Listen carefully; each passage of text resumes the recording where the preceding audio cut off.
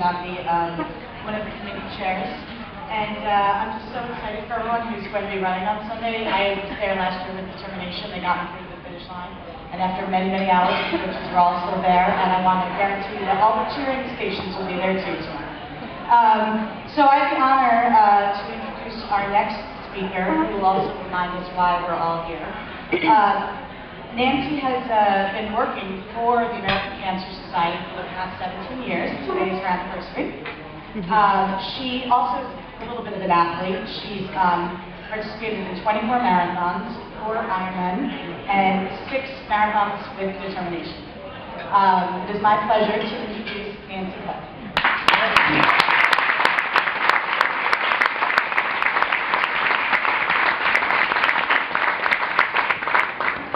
Thank you.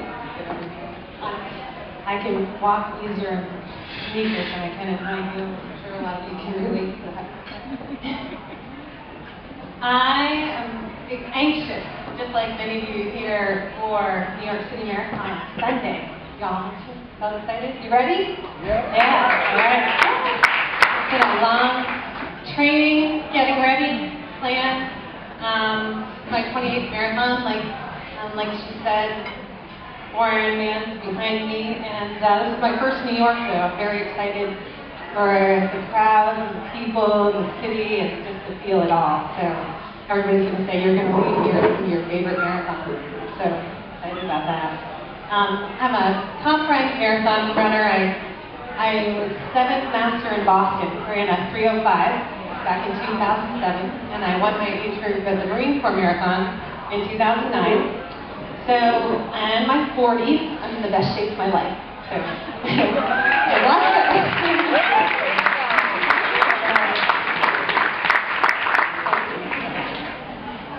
and I love to celebrate my birthday. We talk about birthdays at the American Cancer Society, but I have always loved to celebrate my birthday. How many here like to celebrate your birthday? Yeah. All right. And it was right around my 46th birthday, which was not this past year, but the year before, that I was faced with this training. I was actually in training. My girlfriend Judy had talked me into running for determination for Chicago. And I was training for the Chicago Marathon. And you know how in tune we all are with our bodies. You know, you're always watching, feeling, and wondering what's going on. I had a lump in my stomach, and it wasn't going away. I could feel it. And it got a little bit bigger, and it didn't go down. So my husband said, I really think you should get that checked out. And I don't know how many out here are a lot like me and bullheaded. I'm so healthy, there's nothing ever wrong with me, I don't need to go to the doctor. I'm hardly go to the doctor. So I'm like, oh, all right, okay, here we go. So I went to the doctor, and we had some tests done. And the doctor came in and she said, we think you have lymphoma. And of course me, I went to the American Cancer Society. I know what lymphoma was, but my husband didn't. What? He was like, what? And I'm like, so you're saying I have cancer? And she's like, yeah, I think you have cancer. And then my husband started, tears coming to his eyes. Like, ugh. So, but knowing and having the experience of the American Cancer Society and knowing all the treatments available and not knowing, you know, lymphoma, has 90+ types of lymphoma you can have. So who knows when I'm sitting there what's going to happen next. I'm like, but let's get going. Let's get checked out. Let's go get some tests done. Let's figure it out. Let's get it treated and take care of it. So what seemed like weeks just seemed like forever. Had a CAT scan done, and we went to the insurance company, and they needed us to go to a local oncologist, so we needed basically, it was jumping through a bunch of hoops through insurance companies to make sure you're doing everything all right, so everything's paid for, so you don't have the stress. You know, even with insurance, can't imagine not having insurance, but even with insurance, it was jumping through a lot of hoops to figure out what was wrong. And when you got something growing inside your body, you don't know what's going to happen, you're like, seems like forever that it's going to, before it's going to get taken care of. So we went to a local oncologist who was able to refer us to a specialist. We went to a specialist, we went to Mass General, we met this wonderful doctor who was able to get us in right away, a very, very intelligent man, Dr. Barnes, and he gave us all the information about lymphoma that we needed to know, and we got the right diagnosis. And I think that's the most important message when you get cancer, is that you get the right diagnosis, so you get the right treatment, so you can get that going. So, and I'm sitting there. We went back to Western Massachusetts, where we live, and we wanted to have our treatments there because we want to be close to home. We don't want to have to go into Boston. We wanted to stay home, which is about a 2-hour drive to Boston. So we went to our local oncologist, and it was a perfect fit.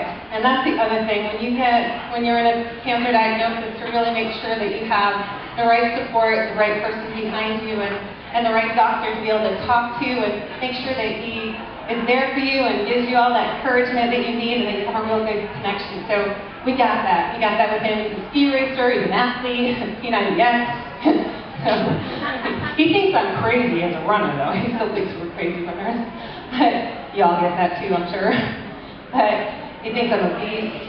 Yeah, what did you call me the other day? He says I'm freakish. Yeah, because what are you, crazy? As I said, I wanted to run the Chicago Marathon. I have cancer, and I'm going to go to treatment, but can I still run a marathon? And he's like, you just need to listen to your body. So, and you hear that a lot too. You need to listen to your body, make sure everything's, you're feeling good. So I continue to train. I had a good week. I had a bad week with chemo, and then I have 3 okay weeks, and I would push myself, and I'd get out there, and just like you, I had a plan and trained for the Chicago Marathon. So last year, getting ready for the Chicago Marathon, I needed a symbol of strength, and so Wonder Woman was what everybody kept calling me. Thought I was Wonder Woman.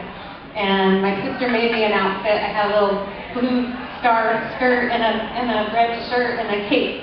And my girlfriend Kara, who I met through Boston Determination, she came with me, and she was dressed as Batgirl. So, yeah, so we ran through Chicago. Wonder Woman Batgirl was hilarious. Oh my God, we're waving at everybody, and we stopped for photos. Actually, one town, the whole town, the whole city, the whole borough. We be a borough here, but they were all dressed up. It was all these men were dressed up as Wonder Woman, and so I had my picture taken with them. It was pretty cool. So I ran Chicago. It was tough. It was, my feet were all numb and tingling. The central nervous system, you lose, your fingers are all tingling, and your feet are all tingling, and my quads cramped up, and it was just crazy. So, but we finished, and my goal was to do it in under 4 hours.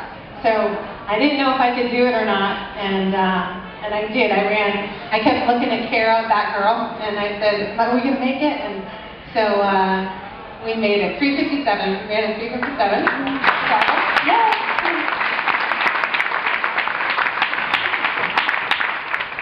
So everybody, and they kept saying, God, I can't believe you have cancer. You're the healthiest person I know. And I think it all came when I started to lose my hair. And I was bald. I had cancer. And I was continuing to be strong and to get out there and to really try to be positive. And focusing on the Chicago Marathon really helped get me through. And I think that one of the things to really think about is just keep doing the things you want to do and keep moving forward. And focusing on that really helped me move forward. So, looking back at my treatment, I like to equate it to running a marathon. And so mile 1 through 15, just like right in the beginning of treatment, still feeling strong, you're feeling really good, you're getting into your pace, you're getting your rhythm going, and you're just getting the cheering from everybody all around you and really, really moving forward. So stay hydrated and pace yourself. And then mile 16 to 20, you think you're doing fine, but that cumulative pounding and beating on that pavement is getting to you. And even though it doesn't quite feel like it, you just gotta keep going and keep focused on the finish line. and use those positive thoughts and keep giving yourself those positive thoughts. And I think same thing with treatment and friends and family and how much they meant to me at that point in time. And then mile 21, it seems that the marathon starts at mile 20. And that's when you really need to kick it in, and that's when you really need to dig deep. And even though it may be the last visit to that doctor, this is when it's just more exhausting than ever, and you just need to keep going.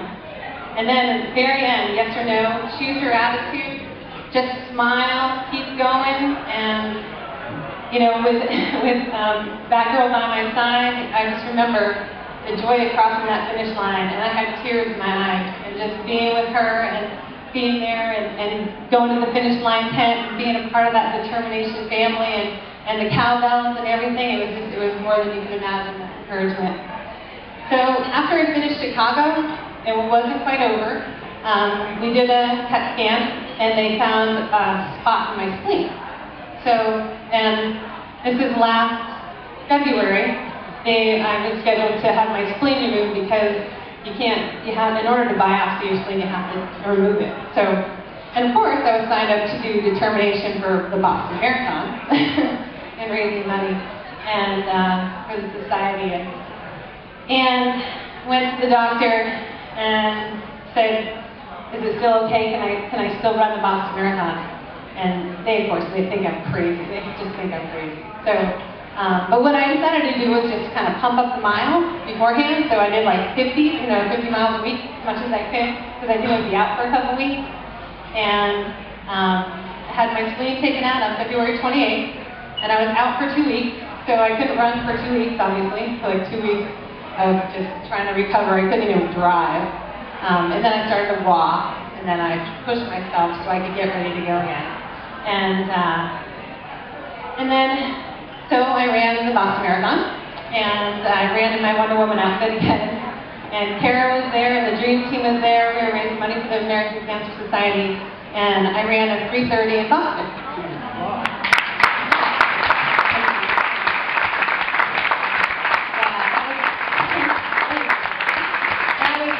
After I had my spleen removed, so it was just crazy. So, yeah, so I'm a crazy runner, beyond crazy runner. So, yeah, it's just the plan. You know, just keep going. My dog was amazed, and he was like, "Are you sure you're gonna run the Boston Marathon?" I'm like, "Well," he's like, "Well, just try not to run it too fast." So yeah, so much for that. So this is my 6th DetermiNation, and I've raised close to $9,300 so far through my events that I've run. And I'm working to hit that 10,000 mark. I'm going to run Boston for DetermiNation again in April. So just remember, no one can hold you back from doing all the things you want to do. Keep your goals in sight. Take one day at a time. Some days will be better than others. But every day is a blessing, so make each day the best it can be.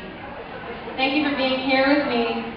This week marks the beginning of my last chemo that I was in the doctor's office.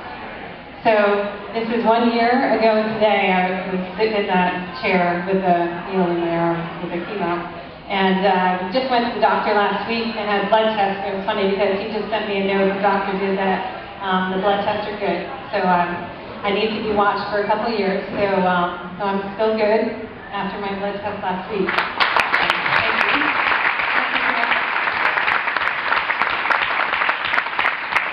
Congratulations to all of you for your training to get you here. Toe the line on Sunday morning and give it your best. Thank you.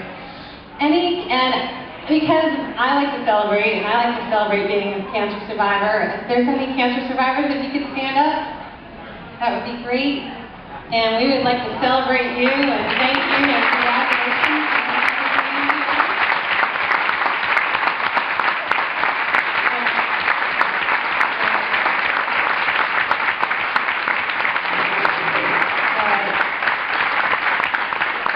Thank you. See you either tomorrow or Sunday.